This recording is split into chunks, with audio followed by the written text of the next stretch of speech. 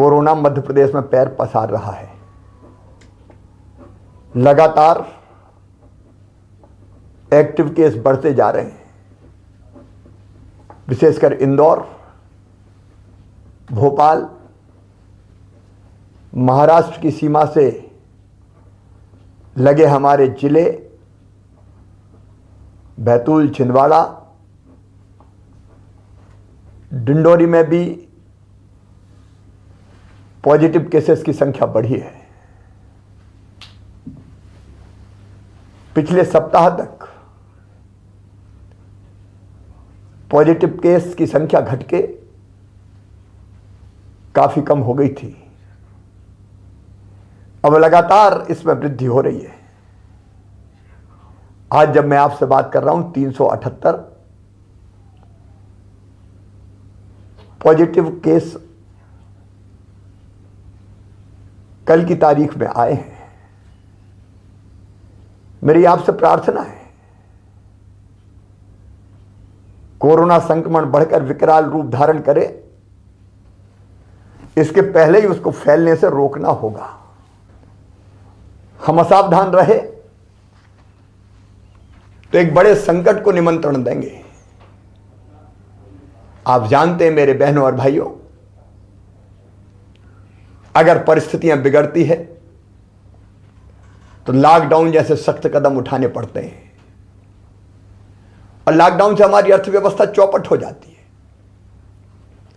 गरीब की रोजी रोटी चलना मुश्किल हो जाती है। हम नहीं चाहते कि लॉकडाउन की नौबत आए और इसलिए आपसे विनम्र प्रार्थना कर रहा हूं, सावधानी में ही सुरक्षा है। कृपया करके मास्क का उपयोग कीजिए। मास्क बचाव का सबसे प्रभावी हथियार है हमारे पास। भीड़ भाड़ से बचिए। अलग अलग क्राइसिस मैनेजमेंट ग्रुप ने जिलों के अपने यहां कुछ गाइडलाइन तय की है, विधि निषेध बनाए। कृपया करके उनका पालन कीजिए। हमने प्रभावित जिलों में जहां क्राइसिस मैनेजमेंट ग्रुप ने यह फैसला किया है कि बड़े मेलों का आयोजन नहीं होगा, वहां ऐसे बड़े मेलों का आयोजन निरस्त किया है। कुछ जिलों में इंदौर जैसे शादी और विवाह की संख्या को भी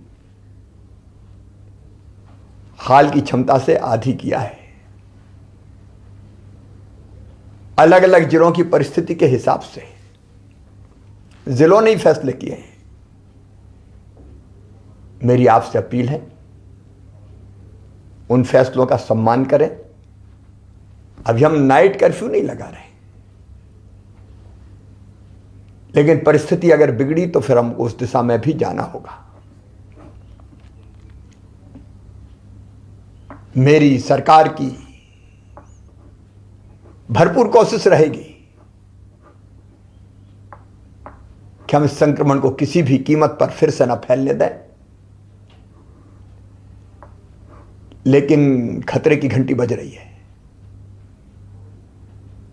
आपके सहयोग के बिना संक्रमण रोकना संभव नहीं है।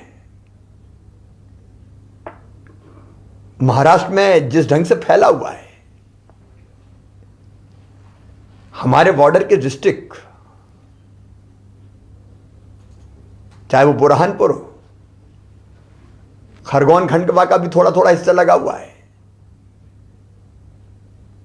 बैतूल, छिंदवाड़ा, सिवनी, बालाघाट, सबको सावधान रहने की जरूरत है। वहां से आने वाले भाई और बहनों की पूरी चेकिंग की जाएगी। मेरी अपील है कि आप यथासंभव महाराष्ट्र की यात्रा से बचें। और मेरे मजदूर भाई जो पड़ोस के जिलों में सवेरे जाते हैं, रात को वापस आते हैं, उनसे भी मेरा निवेदन है, मनरेगा के अंतर्गत आपके जिले में ही आपको काम की व्यवस्था की जाएगी। कृपया इस समय महाराष्ट्र जाने से बचें।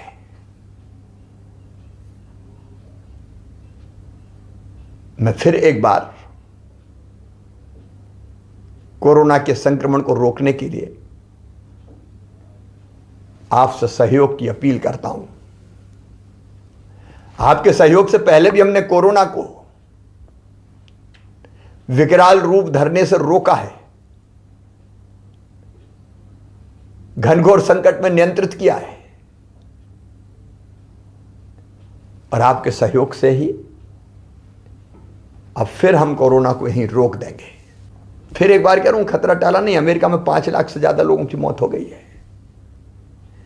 ये तो भारत के यशस्वी प्रधानमंत्री नरेंद्र मोदी जी के नेतृत्व का चमत्कार है